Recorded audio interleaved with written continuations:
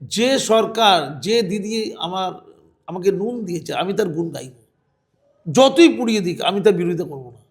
এটা বুদ্ধিজীবী, এটা বুদ্ধিজীবী এরা সব।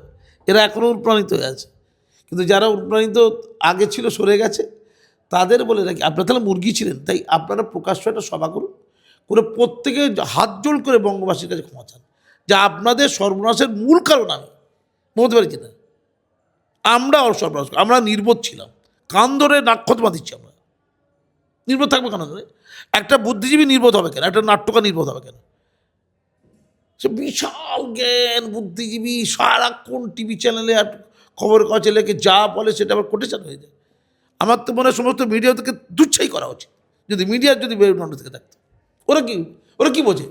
যাদের এই ধীর শক্তি নেই, তারা কি করে শিক্ষিত লোক হয়? আগে উত্তর দাও তো তুমি। তারা তো বলছে লেখাপড়া জানা, কালচারাল, শিল্পী বলে না, যাদের এইটুকু সেন্স নেই, তারা কি করে জ্ঞানী হলো? আগে উত্তর দিকে।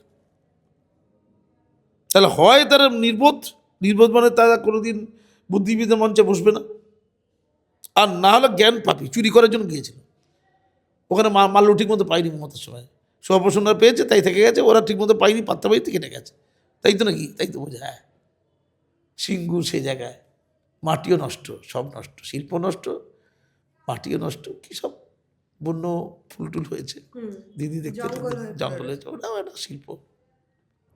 যখন কাশফুল হচ্ছে না, কচুরি পানাটা তো ঢুকতে পারত, অন্তত করে কমে খেত।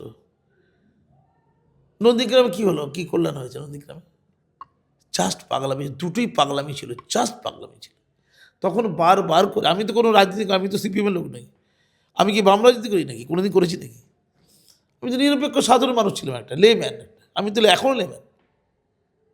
তো আমি লেম্যান, তখনও বুঝতে পারি, এখনও বুঝতে পারে। কৌশিক সেন না পারে না কেন? ক্ষমা চাক। অপর্ণা সেন না পারে না কেন? ক্ষমা চাক। এই লোকগুলো তো লোককে বিভ্রান্ত করেছে।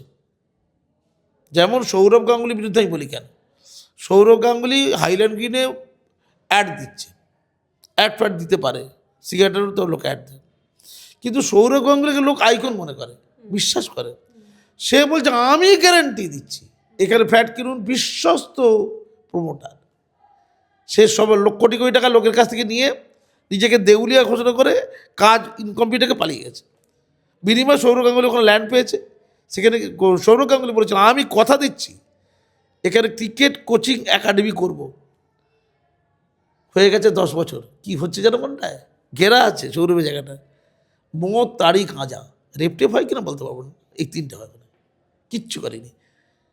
মধ্যবিত্ত, নিম্ন মধ্যবিত্ত বাঙালিরা কী চেয়েছিল? আমার ছেলে সৌরভ গাঙ্গুলি ক্রিকেট একাডেমিতে কোচিং দেবে, এখানে বিগ বাজার হবে, অ্যাপেলো হসপিটাল হবে। সৌরভ বলেছিল এই অ্যাপেলো হসপিটাল, এই বিগ বাজার, এই কলেজ, এই আমার এই বলতে ভুলে গেছি, আমার Sourav Ganguly cricket coaching academy বলতে ভুলে গেছি। আবার বলছেন এটা যে অ্যাড, এই যে বিভ্রান্ত করে দেওয়া। কেন লোক বিভ্রান্ত হলে? তো ক্ষতি হলো তো, লক্ষ লক্ষ কোটি টাকা তো চলে গেল লোকের, কয়েক হাজার কোটি টাকার খাবলা ওটা আর কি। উনি তো নিশ্চয়ই কিছু টাকা পয়সা পেয়েছেন, নাহলে আর দেবেন কেন? উনি ব্র্যান্ড অ্যাম্বাসেডর ছিলেন, হাইল্যান্ড গ্রিন, বাটানগর। আমি ঠিক ওই অ্যাঙ্গেল থেকে বলতে চাইছি। তো তখন কৌশিক সেনরা, অপর্ণা সেনরা বললো দিদি ভালো, দিদি ভালো, লোক ভাবলো দিদি ভালো, হোক না একটু কালো, এই ফর্সা কালো নয়, দিদি ফর্সা দেখতে, দিদি ভালো, লোক বিশ্বাস করে নিল। 14 বছর বাংলা পুরো জলে ছারকার হয়ে গেছে। দায়িত্ব কার? অমিত শাহ আসবেন, তিনি দিদির বিরুদ্ধে বলবেন, সব ছেড়ে দিন। হলো করতে গেছে জিনিসটা, যা সর্বনাশ হবে তো হয়ে গেছে অলরেডি। ওখানে মাটি ভালো করা যাবে?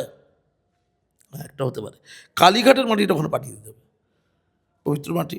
দিদি ঘরের পাশের মাটিগুলো ওখানে দিলে, এই যে খাল আছে না, পচা খাল, এই মাটিগুলো ওখানে দিয়ে আসতে হবে। এইটা যদি হয়, মনে হয় এটা কিছু হতে পারে।